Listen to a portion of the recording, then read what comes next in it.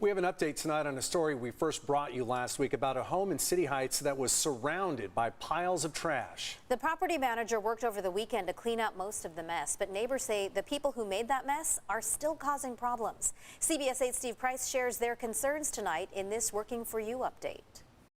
The good news is you can now walk down this sidewalk on Myrtle Avenue in City Heights without tripping over trash, and all of the junk on the front yard has pretty much been removed.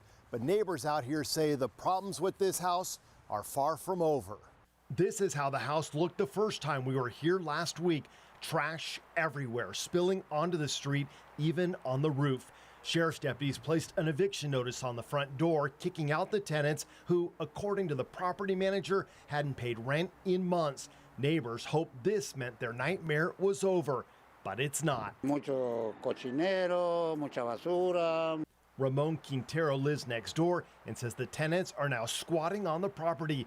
He says they're noisy and messy and come and go at all hours, causing the dogs in the neighborhood to bark in the middle of the night. Y los perros, guau, guau, guau, guau, guau. Toda la noche, all night, all day.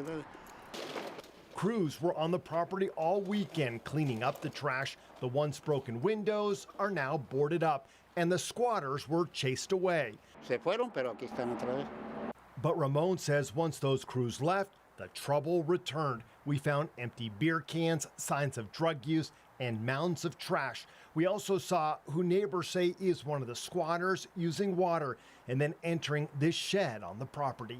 Y hay animales. Muchas ratas, mucho cochinero. Ramon says their messy living conditions have attracted rats, and they have no bathroom. The area reeks of urine. We changed the locks and secured the back door.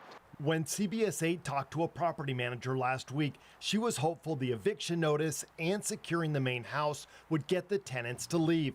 We reached back out to the management company today, and they empathized with neighbors, saying they're frustrated too.